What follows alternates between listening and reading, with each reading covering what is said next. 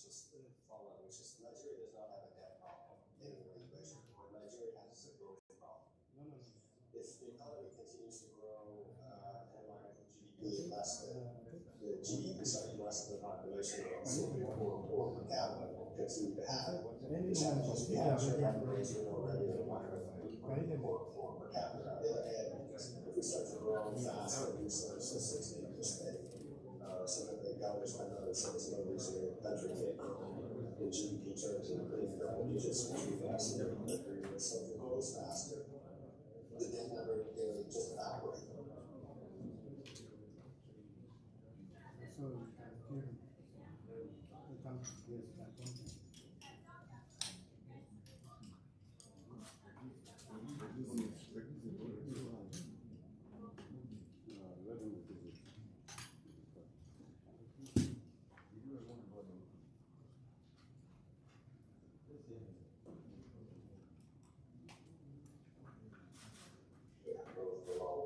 Below population. I'm so sorry I have to jump in because I have been told now that the governor of the central bank is ready and standing by to read the considerations and decisions of the MPC. So let's not cross to Abuja and several government bodies against it.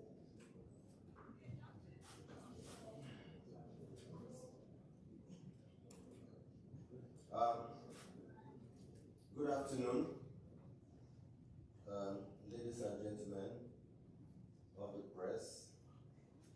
You are welcome to the Central Bank of Nigeria, where we will be discussing and taking on the communique of the 138th meeting of the Monetary Policy Committee that took place yesterday and today.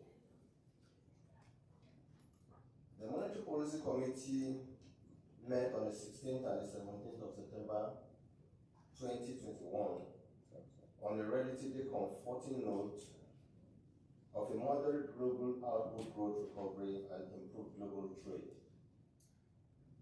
The performance of the global economy in the first 2 quarters of the year and into the third quarter remained favorable, with positive outlook for the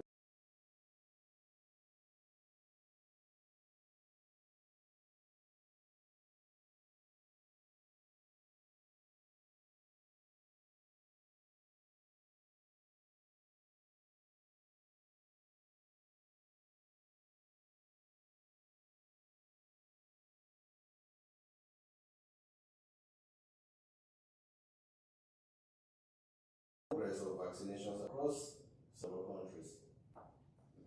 In the domestic economy, output growth performance continued to improve, signposting the positive impact of the unwavering fiscal and monetary support to revive and sustain economic growth post-pandemic. The committee reviewed the developments in the global and domestic economic environments in the third quarter of 2021, as well as the outlook for the rest of the year. 10 members of the committee attended this meeting. Global economic developments. Committee noted the continuing rebound in the global recovery as several advanced and emerging market economies posted promising second quarter output growth figures, despite the uneven progress in vaccination coverage.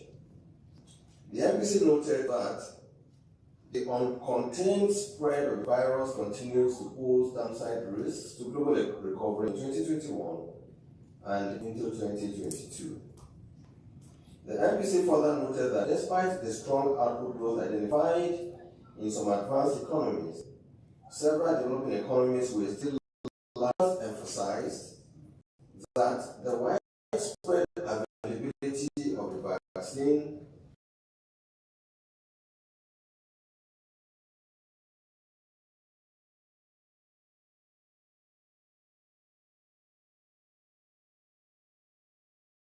ongoing mutation of the coronavirus, governments across the globe remain focused on easing business restrictions and resuscitating economic activities. Consequently, the International Monetary Fund, the IMF, maintained its aggregate projection for global growth in 2021 at 6%, but increased its projection for the advanced economies to 5.6% from a previous 5.1%, while that for the emerging markets and developing economies was downgraded to 3% from 6.7%. Price developments across several advanced economies has remained on a sustained uptrend and exceeding their long-run objectives. This is expected to continue in the short to medium term as against earlier forecasts that the upward shift was transient. Consequently, several advanced economies' central banks are currently considering early commencement of monetary policy normalization, even though policy rates adjustments are not expected. Across several emerging markets and developing economies, inflationary pressures remained mixed, as some economies had much higher rates than their peers due to the lingering exchange rate pressures, capital flow reversals, high energy costs, supply chain disruptions, and poor response to policy stimulus resulting from structural bottlenecks. In the global financial market, committee noted that while demand for equities remained strong, an indication of renewed market confidence, gold price still maintained its post-pandemic high, reflecting the hedging by investors against a possible rebound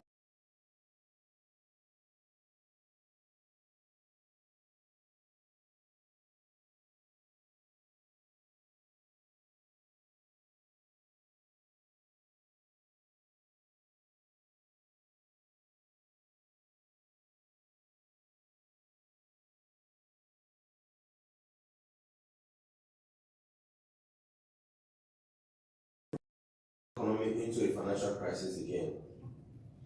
This may also increase the uncertainty around the full of several emerging markets and developing economies. MPC therefore called on the bank to put in place measures to moderate the likely impact of the normalization of monetary policy on the domestic economy. Domestic development. In the second quarter of 2021, there was an improvement in the 5 compared with 0.51 and minus 6.1% in the previous quarter and corresponding quarter of 2020, respectively. The recovery was attributed to the non-oil sector, driven by a rebound in the services sector.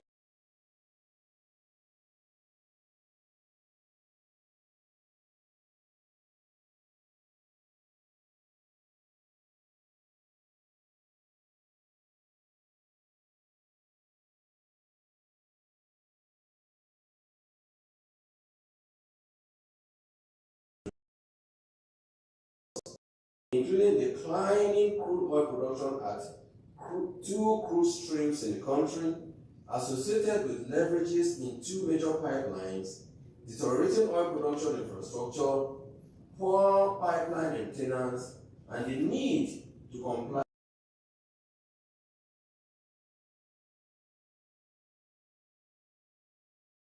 manufacturing and non-manufacturing purchasing managers indices, PMIs, which though still below the 50% index point benchmark, showed a marked improvement over time. In August 2021, the manufacturing and non-manufacturing PMIs improved to 46.9 index points apiece, compared with 46.6 and 44.8 index points respectively in June 2021.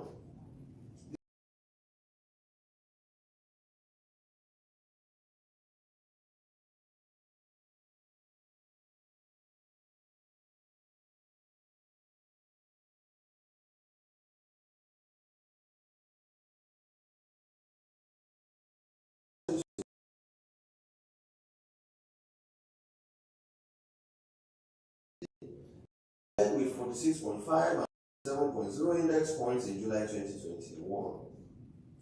The committee expressed optimism that with the current level of monetary and fiscal stimulus, as well as efforts to increase vaccination and contain the pandemic, the Nigerian economy will continue to improve in the short to medium term. Committee reviewed the performance of the bank's various interventions to sustain the recovery of growth, external and domestic shocks to the economy. Interventions continued largely in the manufacturing, agriculture, energy, infrastructure, and micro, small, and medium enterprises (MSME). The bank's Anchor Borrowers program has cumulatively released the sum of $798.09 billion to 3.9 million smallholder farmers cultivating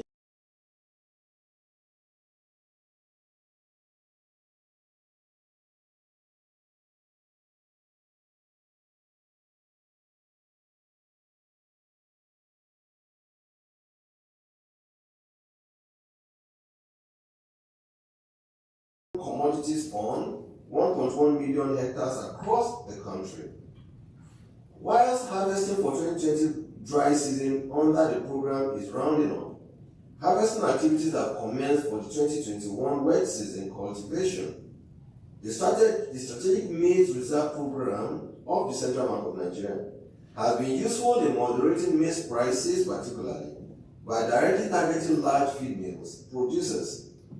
Under its Commercial Agricultural Credit Scheme (CACS), the CBN has supported 657 large-scale agricultural projects to the tune of 708.39 billion naira.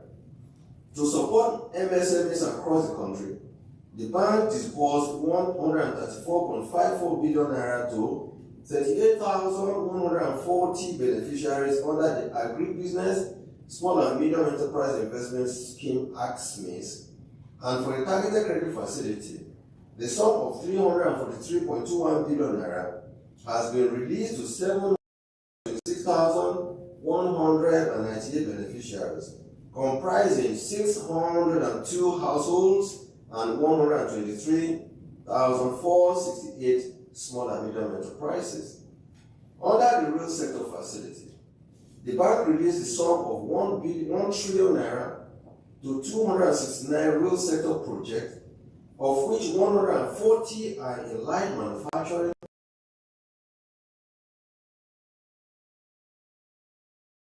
11 in mining. The healthcare sector intervention facility, 103.02 billion has been disbursed to 110 healthcare projects, of which 27 are pharmaceutical, 77 hospitals and services, and 6 other healthcare service projects. The bank has also disbursed a total of 145.99 billion under the non-oil sector stimulation, non-oil export stimulation facility. The CBN has revised the guidelines, working with Nigerian Export-Import Bank to improve access to the intervention and stimulate non-oil export growth in Nigeria. Under the National Mass Metering Program, 41.06 billion naira has been disbursed to 10 discos for the procurement and installation of 759,748 electricity meters. Under the Nigerian Electricity Market Stabilization Facility (NEMS 2), the bank has also released the sum of 145.66 billion naira to 11 discos as loans to provide liquidity support and stimulate critical infrastructure investments to improve service delivery and collection efficiency. In furtherance of its intervention in the energy sector, the bank has also disbursed 39.2 billion naira to 6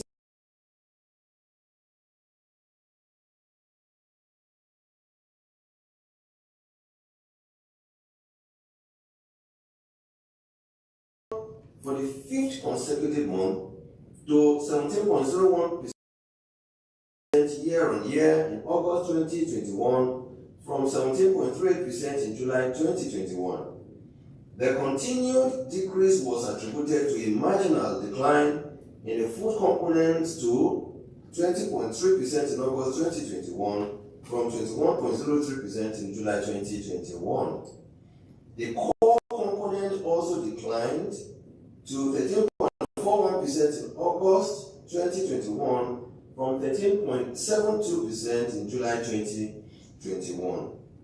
The MPC noted that headline inflation remained well above the bank's benchmark corridor of 6 to 9%, but expressed optimism that with sustained interventions by the bank, food production will continue to improve, thus moderating headline inflation further. The committee thus urged the fiscal authorities to build on earlier efforts to articulate a clear strategy to attract private sector investment while resuscitating critical infrastructure to improve in the country. Members observed that the broad money supply M3 rose to 5.83% in August 2021 compared with 2.91% in July 2021.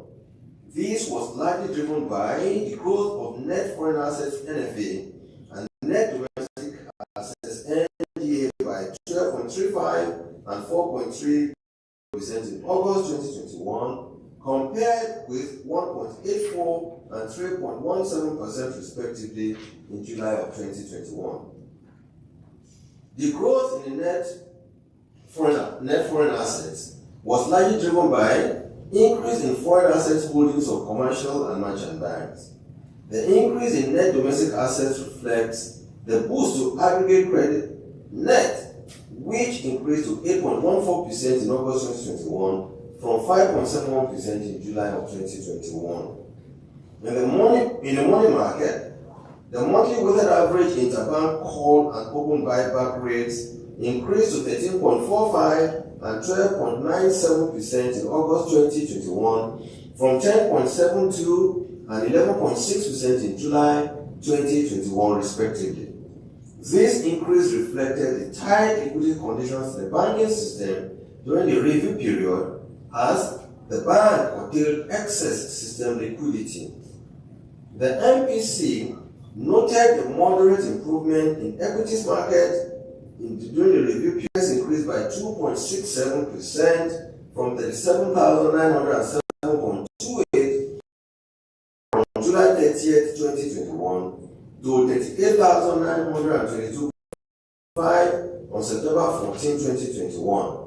Market capitalization also increased by 2.63% from 19.76 trillion naira to 20.28 trillion naira over the same period, reflecting improvements in investor confidence following the strengthening of output growth.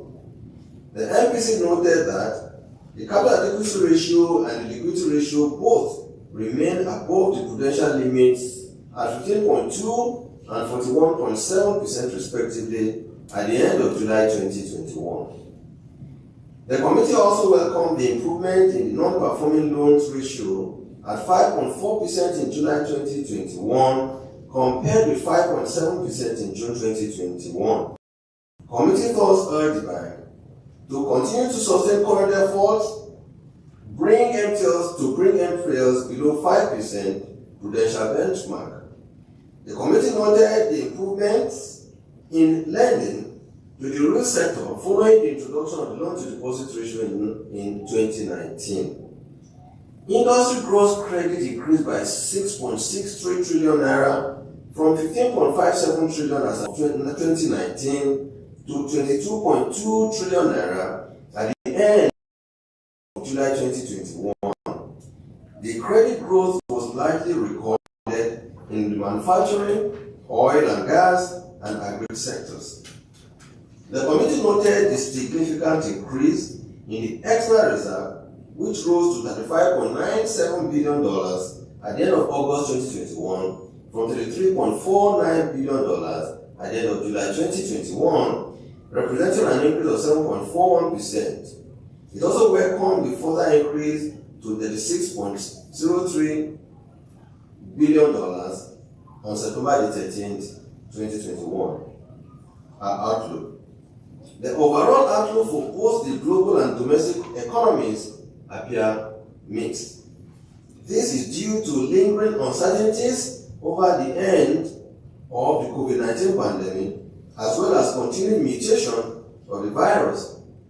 The slow and uneven pace of vaccination in developing economies is also compromising the achievement of global herd immunity thus imposing a considerable headwind to the attainment of the global growth forecast.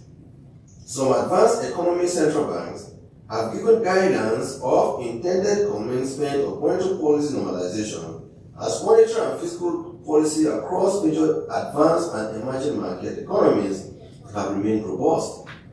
These would constitute a further headwind to the full and inclusive recovery of the global economy due to the likely rise in cost of capital as central banks commence upward adjustment of their policy rates.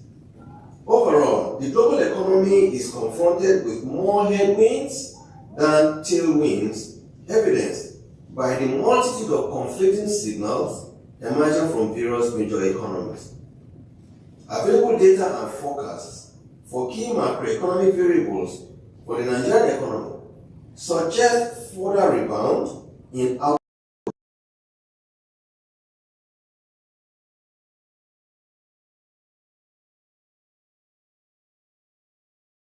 vaccination in Nigeria across other countries. Foreign exchange market stability, further reduction in inflationary pressure in the economy, and continued intervention by monetary and fiscal authorities are very important factors to sustain the recovery momentum.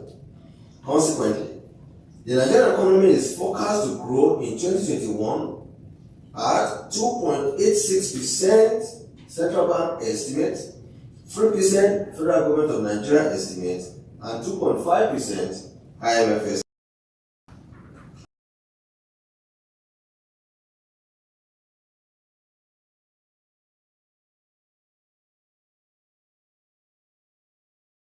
To maintain the momentum of its current policy measures to sustain positive and inclusive real GDP growth. The increasing level of insecurity in parts of the country remained a crucial point of concern for the MPC, as its persistence could adversely impact business confidence and derail the recovery. It continued to call on the federal government to prioritize security surveillance in the farming communities, as the increased supply of food will play a significant role in stabilizing macroeconomic fundamentals in the country.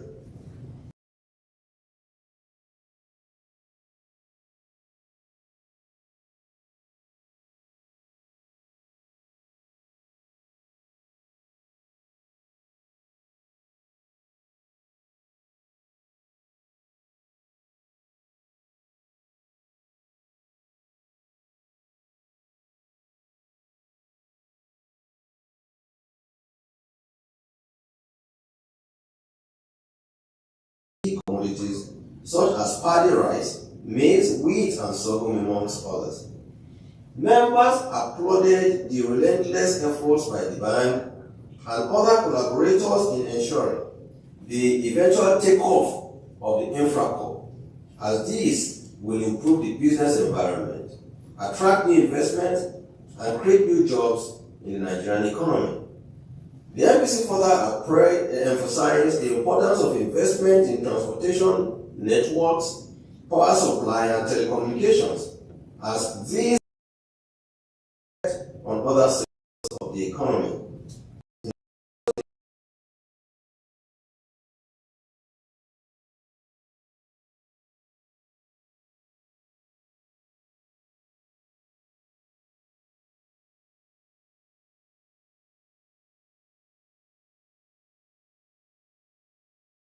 Specific projects and commended the sustained investor confidence in the Nigerian economy. The committee, however, called on the federal government to continue to improve the ease of doing business in Nigeria, to retain the current patronage of the Nigerian economy by foreign investors. Members applauded the continued resilience of the banking system, noting the progressive decline in non-performing loans ratio and broad improvement in all banking system parameters, despite the downside risks posed by the pandemic to the smooth running of businesses in Nigeria. While the committee was cognizant of the credit risk associated with lending in the current economic climate, it urged Nigerian banks to extend more credit to businesses and consumers to facilitate a seamless recovery of output growth, reduce unemployment, and stabilize prices. On the management of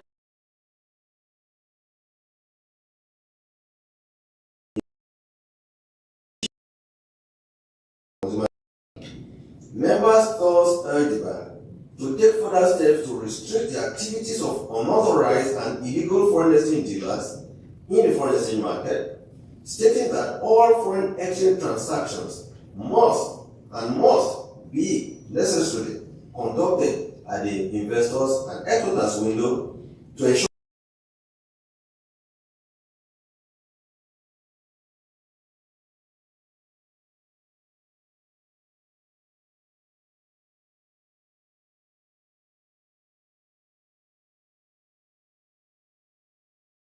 stipulated guidelines set by the CBN.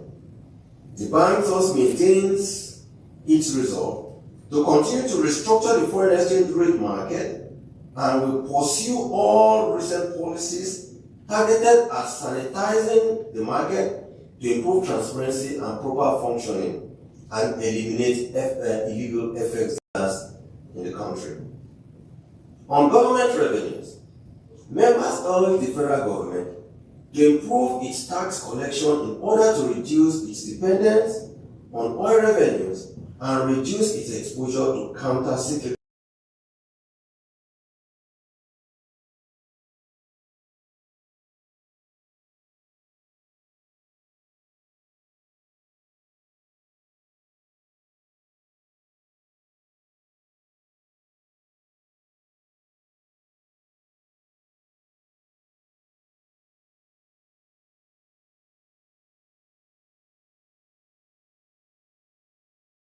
in managing the downside risk to growth and the upside risk to inflation since the outbreak of the pandemic, while charting a stable path for the economy to continue to expand its potential capacity through investment in infrastructure. Overall, MPC assessed the headwinds and tailwinds to growth as well as the upside risks to inflation, noting the immense efforts by both the monetary and fiscal authorities to achieve a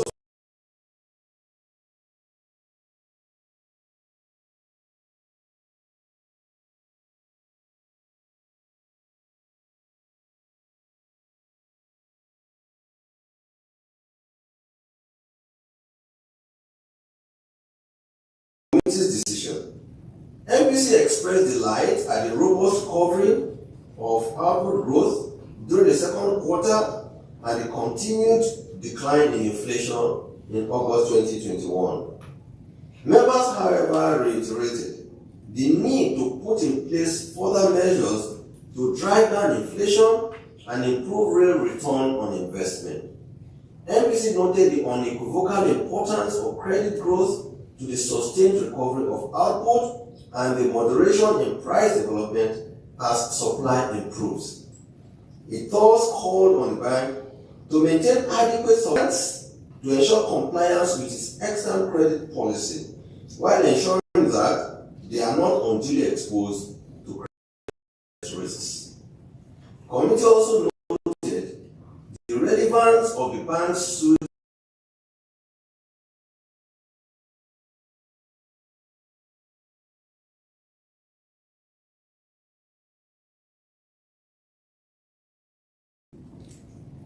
MPC weighed the pros and cons of tightening, holding, or loosening the stance of policy, noting the impact on output growth, price development, unemployment, and exchange rate. Members felt that tightening will contract the current level of system liquidity and thus reduce demand pressures in the foreign exchange market. Feels that with liquidity ratio at 30, CRR at 27.5, that this is a tightening measure that should be maintained for now. This will, however, raise the cost of credit and reduce the volume of credit to the private sector. On loosening, The committee felt that this would lower retail interest rates and improve the ability of obligors to repay their obligations with a complementary reduction in NPLs. The gradual downward movement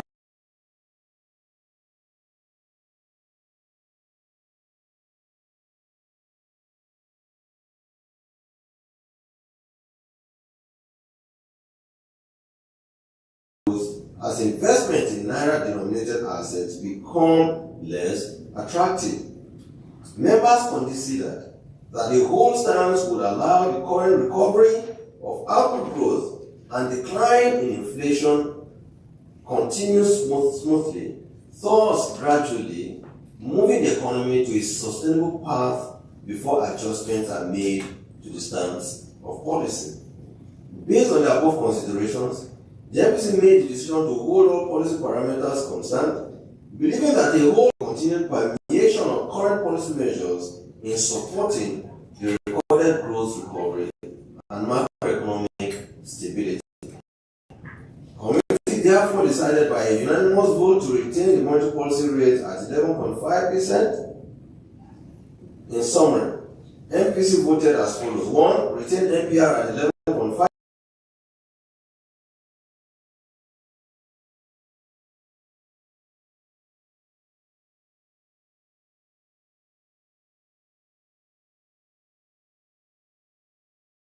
Retain liquidity ratio at 30%. I thank you most sincerely for your attention. Thank you, Governor. And that was the communique of MPC meeting held today. We'll go straight to the questions, and as usual, you tell us your name, the institution you represent, and then your question. But please, just keep it simple. Hello, my name is Nduka Chej, I'm the Nation newspaper.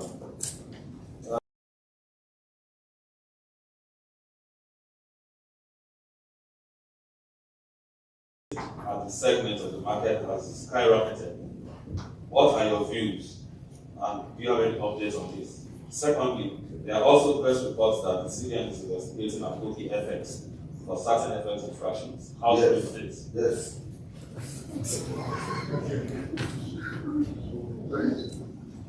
Good afternoon, Governor and members of the MPC. I'm Nancy Laji, the anchor of Money Nancy. At the CIBN meeting just a few days ago, we made an announcement of the establishment of the Nigeria International Financial Center, NIFC. I would like that you put that on the establishment and some other projects that the CBN is heading, projects such as the Commodity Exchange, the National Arts Theatre, Infrastructure Company, and most recently, eNaira. Thank you. Good afternoon, Governor. Members of the MPC. My name is Uche Sima.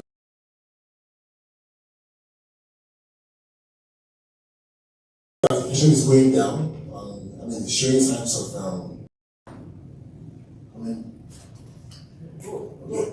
they're coming down. So I want to ask you, what do you think is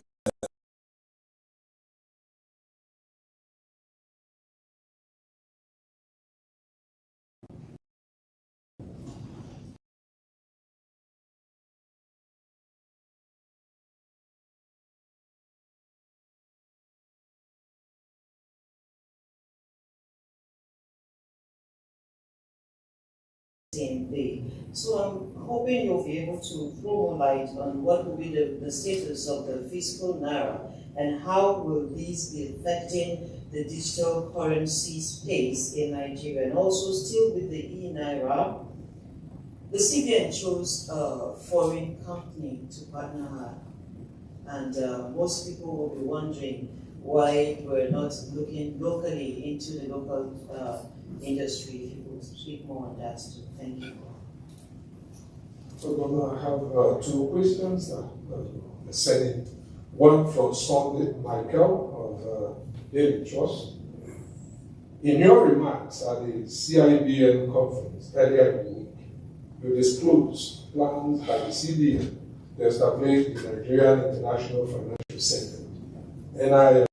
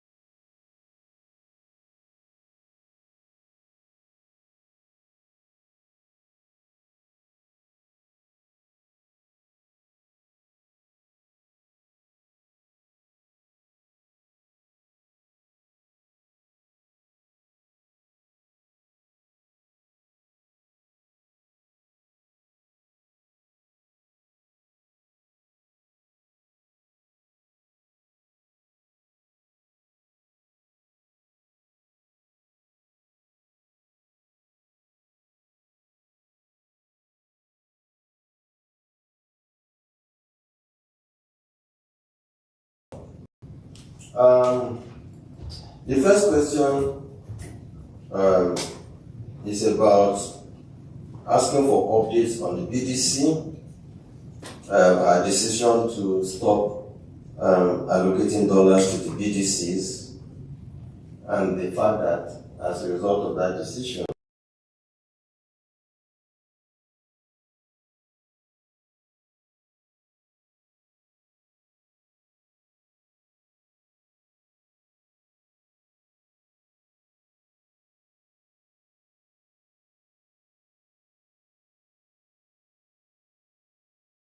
in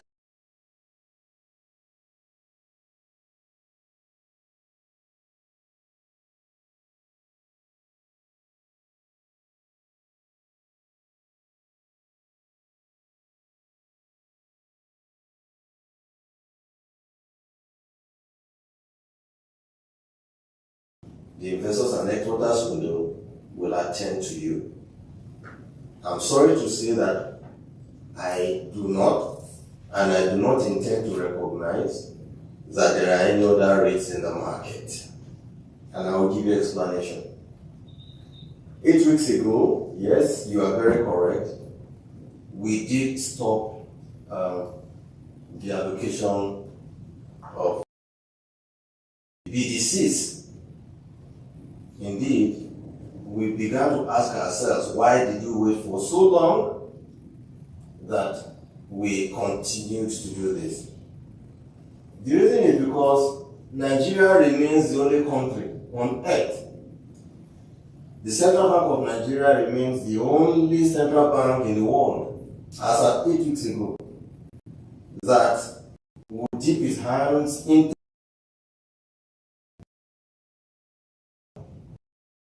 pack dollars and begin to sell it to broad exchange operators in the market, all in an attempt to stabilize foreign exchange rate in the market.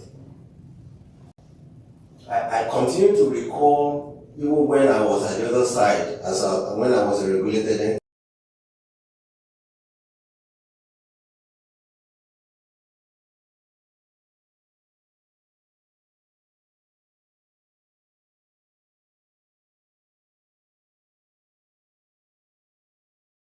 central bank calling me as any bank saying, Governor, can't you see that the rate, black market rate is going up, and we find out that your bank is not coming to take dollar to side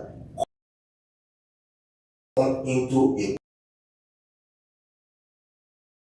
what we in this country, central bank, we decided to adopt as a way to stabilize exchange rate. For me, is a wrong decision. And we should really applaud ourselves that we decided that this will stop. And it has stopped for good. The reason I say this is because the Bank of England does not sell dollar. Brother Change, even though they exist. The Fed does not sell dollar to other FX or dealers in the United States. Indeed, nobody talks about broad exchange rate on the streets of London. If you go to Oxford Circuit, the exchange rate that a broad exchange operator will give to you on Oxford Circuit is certainly different from the rate that a broad exchange will give you in Camden area of London. Yet, nobody makes any emphasis, ever mentions the rate of broad exchange in the city of London. So, it really beats my imagination that on with this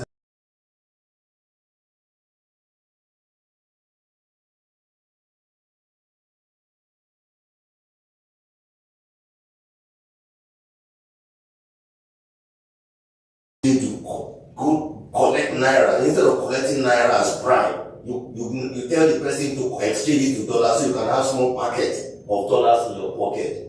And yet, Central Bank of Nigeria, in an attempt to moderate rates in that market, decides that to take dollars from our reserve and begin to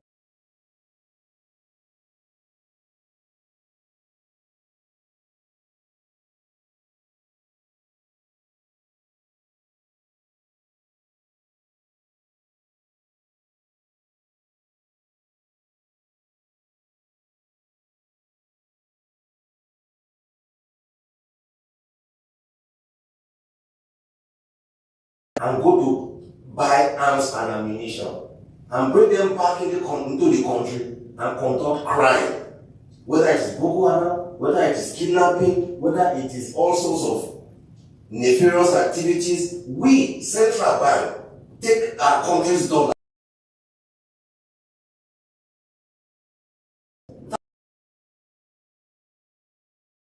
We cannot do that any longer. We can't. What we are saying, if you have any legal, please, bank. You want to travel? Go to your bank. They will sell you FX. You want to pay school fees? Go to your bank. They will sell you FX. Pay medical bills, which are some of the reasons that people give for going to Bureau exchange. Please go to your bank. Indeed, I want to put it on record. If the amount you want is even above the limit that is recognized, and we find that the reason you are making those demands is legitimate, your bank will speak to us and will give you more than what is even the limit. Don't go elsewhere. Go to your bank.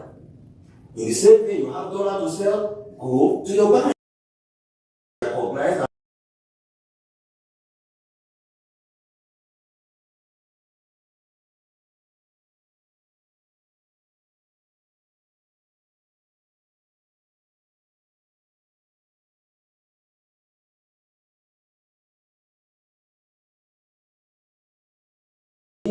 we advertise hotlines and we say you should call the bank. Call us. We will intervene and ensure that that bank sells to you. However, if you go to a bank with fake tickets, fake visa, fake passport, we have told them not to sell to you.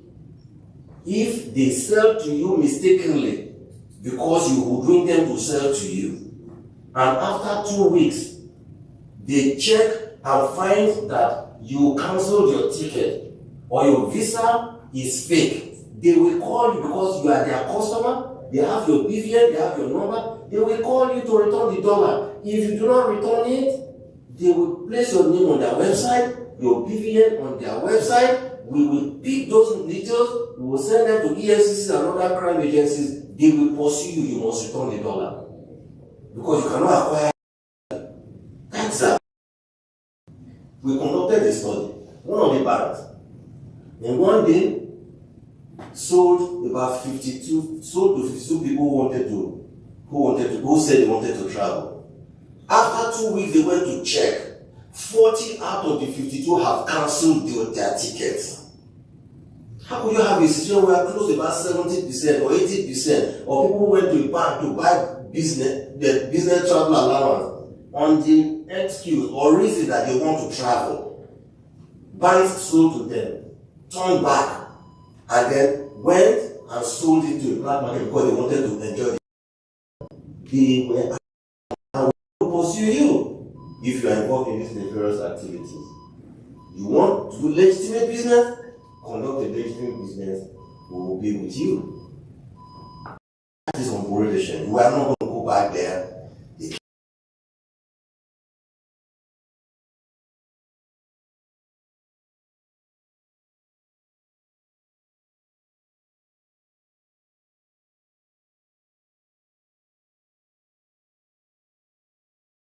Those banks will provide information about the stored the activity. A particular time I asked our colleagues to call the so-called owner of Aboki FX that we want to engage him to understand his model, his basis, and how he came about advertising those rates.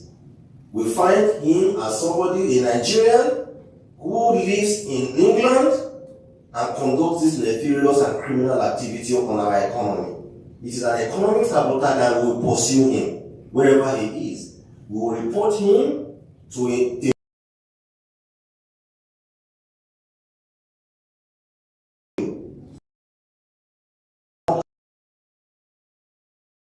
an illegal activity that kills our economy. For information, our preliminary findings reveal the following. First, let me make it clear. that if you are running a legitimate business and following our rules at the central bank,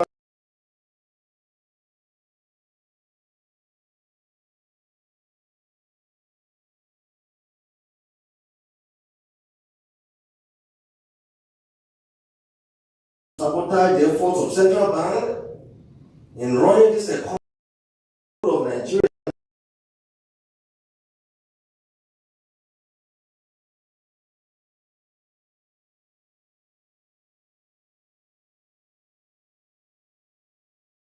For the betterment of everybody. Now, on Aboki, the company was registered in the UK in November 2015 and is owned by one person who claimed in his regular filings that there are other people with significant interest in that business, but he does not. So, are these significant persons behind him? Why are they hiding? This is on UK's filing records, and we will go there and conduct those investigations. Since inception of this business, he has continued to file the same accounts to the UK government, the same £1,000 cash at hand, that is his balance sheet.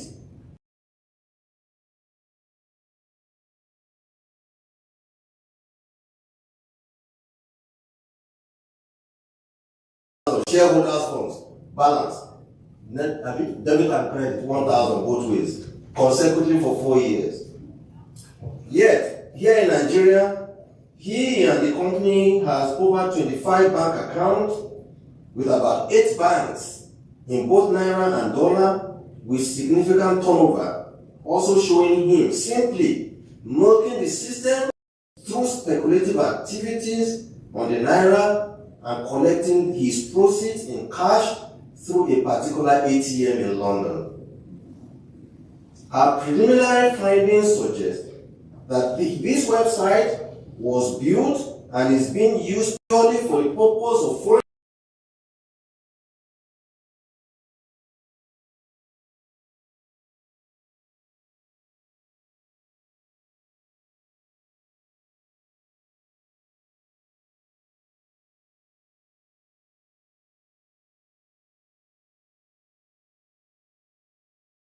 acceptable and will pursue them.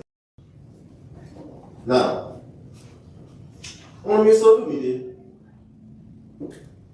another finding also revealed that Mr. Onimide, right, the owner of Aboki FX, is an illegal FX dealer. Between 2020 and May 2020, he had inflowed and sold tens of millions of naira in FX to several Nigerian companies, and we'll find those companies as well, in contravention of our FX laws, because he is an FX dealer, illegal FX dealer. He directly benefits from the rates he quotes daily on his website. We are finalizing our investigation and must warn these companies that patronize him that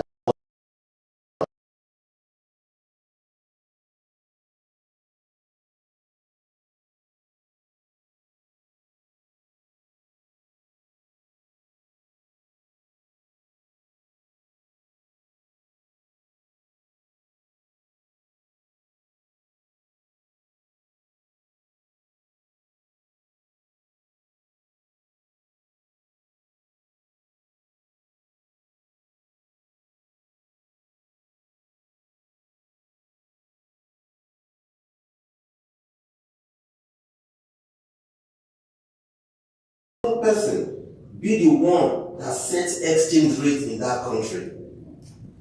How come he sets exchange rate of our own currency? Why is he not setting exchange rate for pounds and dollar, or pounds and South African rand, or pounds and Ghana cedi?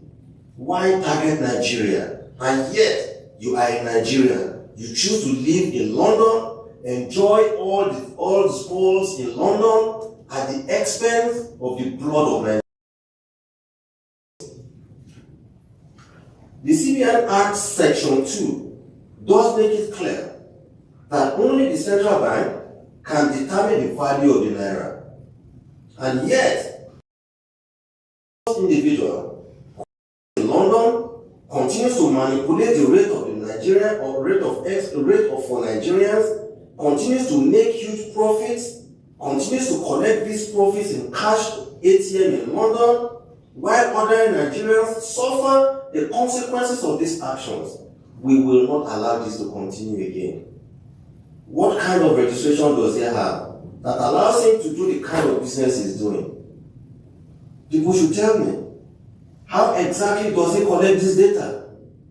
Do you know any BDC that supplies this data? He should come out and give us this information. When he come out, we will find him. I have given instruction to go after his website. And let it be clear, we will go after.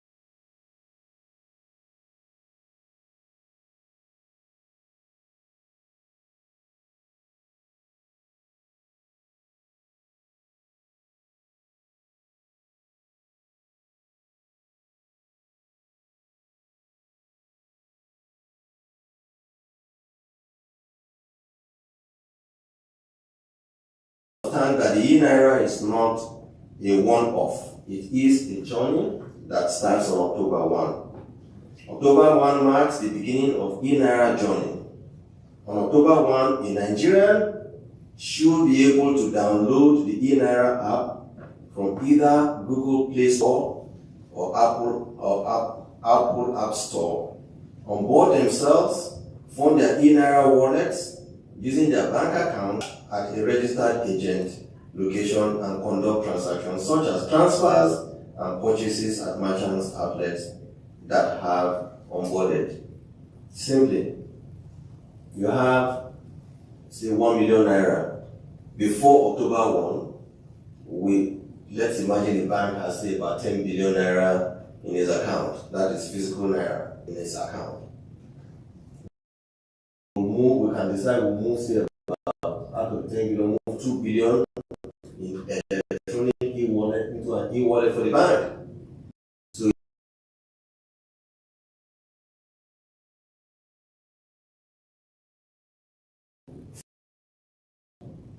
of spending and making purchases, you could tell the bank to load 2 million out of your 10 naira into your wallet. So your bank balance sitting in physical carry drops by to 8, while your e-wallet that you carry carries 2 million naira. With that, you can make purchases both within and across the country. There are so many variants of the e-naira, but this is where we will start, because we're not going to pretend that there are no risks in opening your system up. We will look at the various products, determine the risk, determine the best way to mitigate the risk, and before we now open it up more and more. But it's a journey that we have determined and we have decided we will start on October 1, 2021. Now, on the BITS, we chose BITS as a partner, BITS Incorporation as a partner. In some other clients where they are just like, they have their business, they have their software, and they earn a living, and then they are not earning money. But we chose that they will establish their company in Nigeria. The Central Bank of Nigeria will own majority stake, substantially majority stake in that company. So it is not my company, as people have said, that I went to the Caribbean to set up a company for one small unknown company. It's a company that was established in Nigeria. You will see it on CAC, and it will majority holdings will be the Central Bank of Nigeria. So as with all attempts at choosing contractors, the CBN went through a rigorous vendor selection process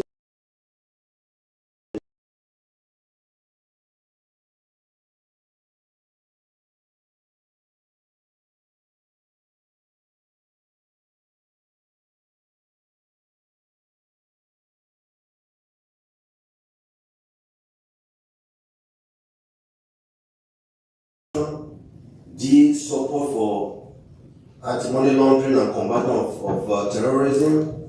E, platform security. F, vulnerability. BIT came first with an average of 82.3% on the scoring grid. The scores for the other 5 bidders are BIT 82.3, Interstellar 76.9, Zimbabwe 76, G&D 76.3, MTech 66.4. Why did you choose BIT? BIT is a leader in the central bank digital currency space with subject matter experts at the intersection of technology and policy. The company deployed its flagship product in regulated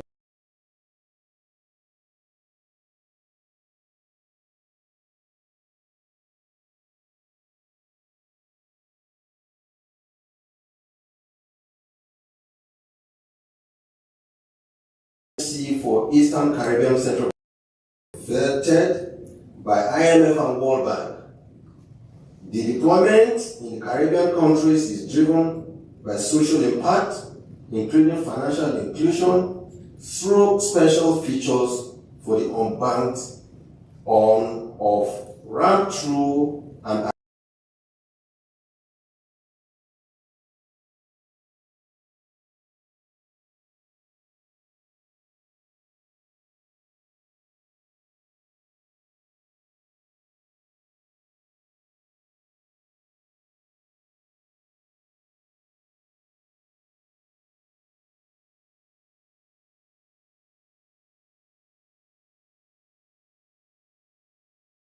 35-plus-year-old venture capital company managing OSTK investments outside Nigeria.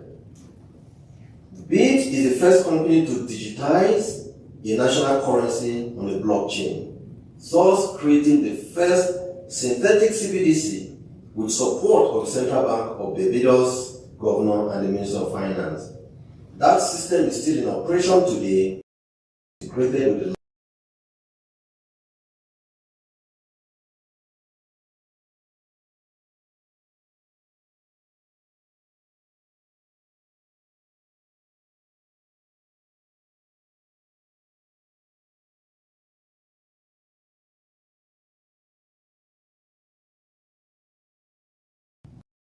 Now, on the other projects that we have, first on National Arts Theatre. National Arts Theatre is a treasured asset of the country. The first time the asset was used was in Festac 77, when the Nigeria hosted the Nigerian Festival, the Festival of Arts and Culture. Different people came from different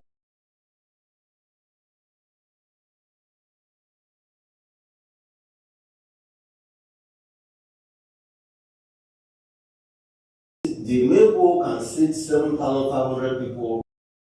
But unfortunately, due to bad maintenance, poor maintenance standards, we are allowed.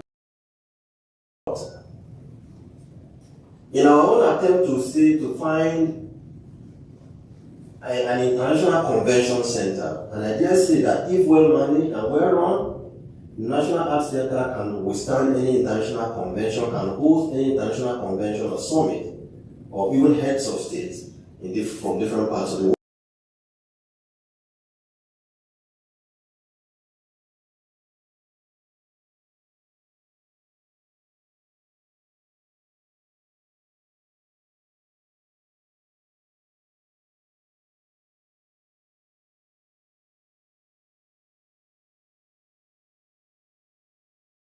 A musician.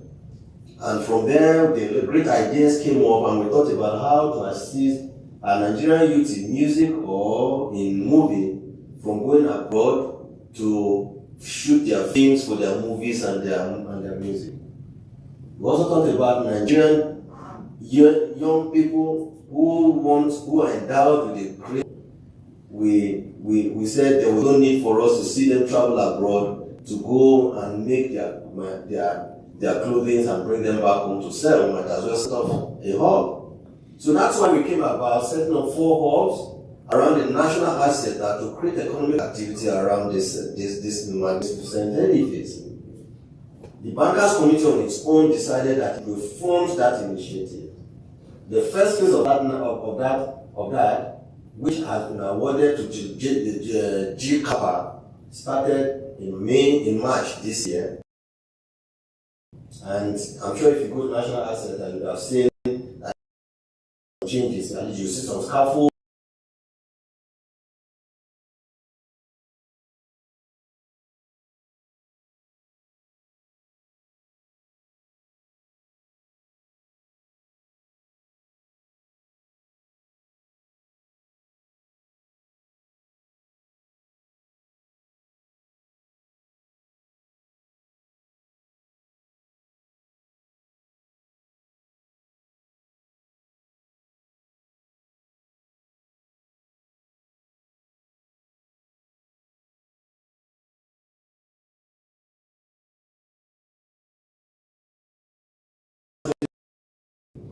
This magnificent edifice will come alive. It will be fenced. There will be a lot of security around it, 24-hour electricity to be provided in that center, and then create economic activity, reduce the incidence of our people going abroad to conduct simple creative activities that can be created within Nigeria, and then unleash the creative talents of our youth on our people. That is the idea behind it. However, 2022, by the special grace of the Almighty, President Buhari will launch that center. Now, on Infraco is also another project that the President graciously gave approval for the Central Bank of Nigeria, the NSI, as well as the African Finance Corporation, AFC, to act as equity holders.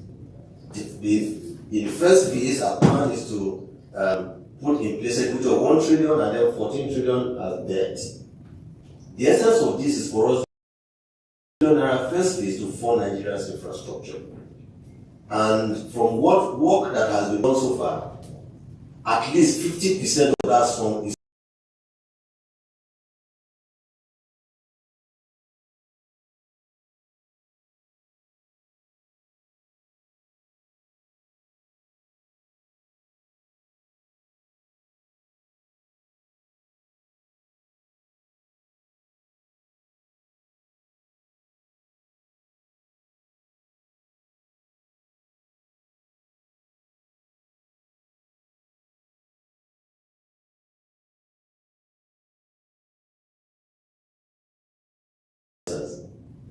and after that, we appointed 4 asset managers that went through a rigorous process of vetting. I understand over 100 of them indicated interest to the asset managers, and out of which we chose 4: Salam Infra Works, Chapel Hill Denham, African Infrastructure Investment Manager, and the last one called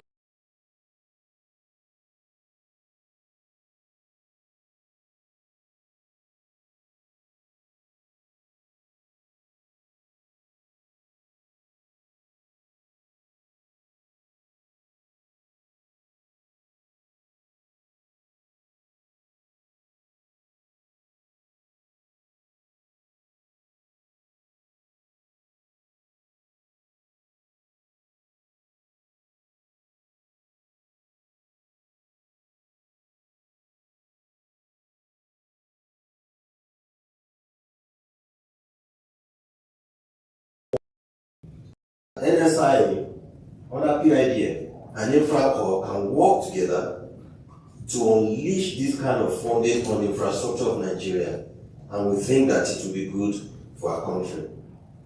We are also hoping that by October 2, the board is being constituted at this time. It will have 11 persons in the board of directors comprising 2 members nominated from the CBN, 1 from AFC, 1 from NSI, the DG of Debt Management Office, DMO, the representative Minister of Finance, 1 person representing the Governors Forum, One person representing the north, and one person representing the southern part of the country, and then representing members from the international community, just to let people know that we're truly ready for the world. There will be a very small team of people, maybe not more than about 5 people, to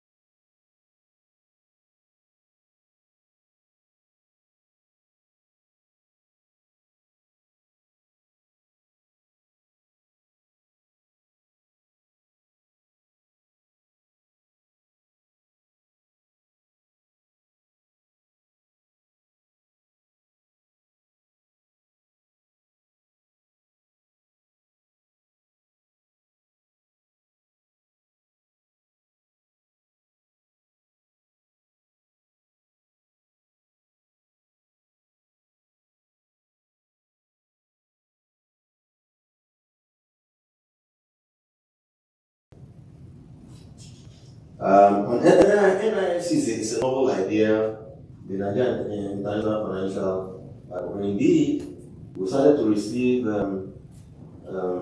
interest in private sector companies that are saying they want that can be designated as the free trade area, working with NEBSA. We have some in Abuja, some in Lagos, and some in some other parts that we're looking at. We're going to think about which one is most efficient, which one we think is better, and better serve Nigerians, and where the international community that this center is meant to serve, they will find it easy, expedient, and better for them to operate as a business that is operating outside Nigeria, even though they are sited within Nigeria. What that does is that it helps to improve economic activity in the country. It helps to boost flows of foreign investments into the country, and we think that there are tremendous benefits from this project, and that Nigeria, being the largest populated country in Africa, Nigeria, being the largest economy in Africa, deserves to have an international financial sector, and we are determined to. Uche raised some issues about GDP, congratulating us. GDP is good, looking good, and that inflation is trending downwards. Yeah, we're happy that this is happening, happening so fast. And you will all recall that as a result of the pandemic, the world went into a lockdown. This lockdown resulted in locking down of the economy, supply chains, everything were economies went into a recession. During the second quarter of 2020,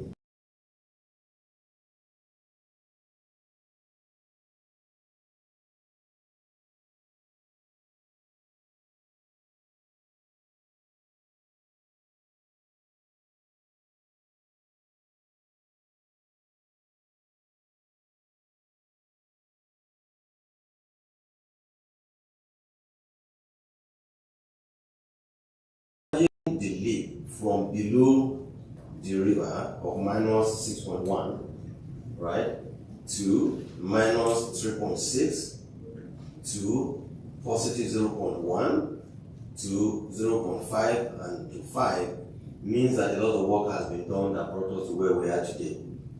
But I must say that the 5.01% came primarily as a result of base effect that will dissipate.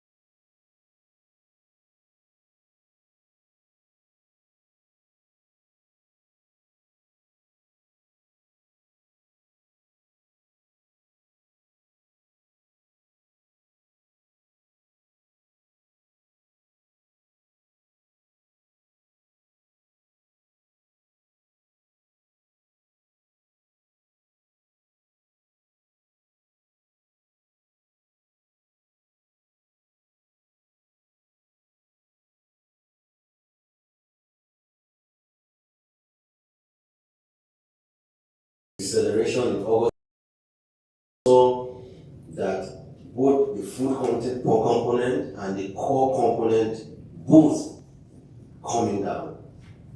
And it means that some of our interventions that were put in place, particularly in the area of food, is beginning to yield. We are now entering the harvest period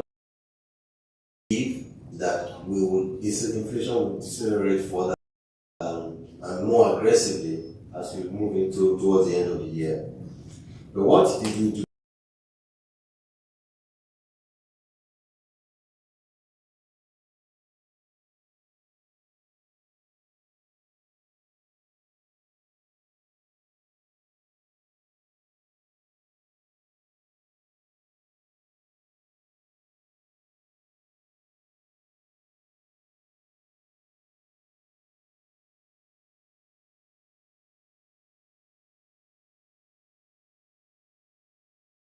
If you want to achieve price stability, you have to keep liquidity tight and do other things to moderate price, improve food production, and the rest of them.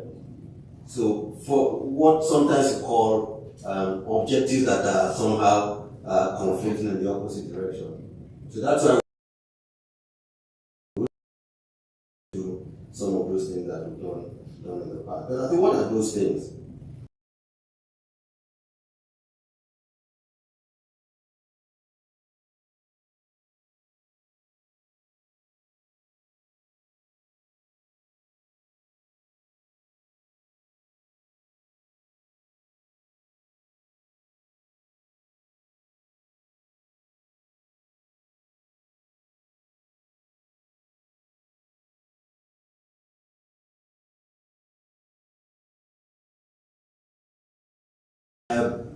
Business equipment, his hairdresser, his block making, or is somebody who is into poultry, or who wants to buy small agric equipment for him to be doing harvesting and threshing and the rest of them. These are all boosting expenditure, and that has helped to accelerate output growth in the country.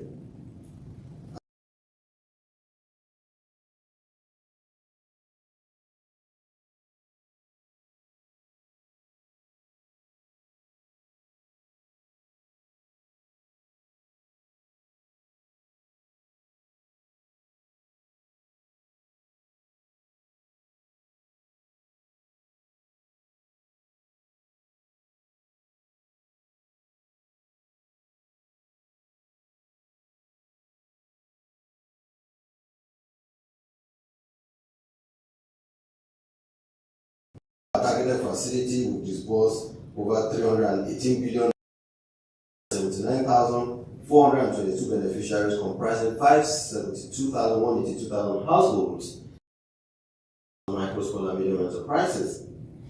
Under the electricity market stabilization facility, 120 billion has been granted as loans to 9 discos, as loans cover their financial obligation to upstream market participants.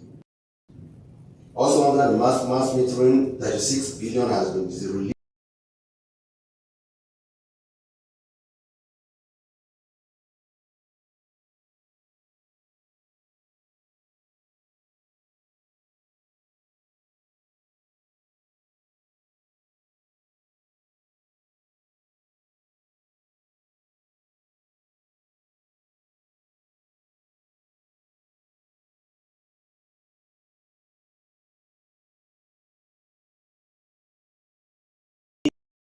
But we will just luckily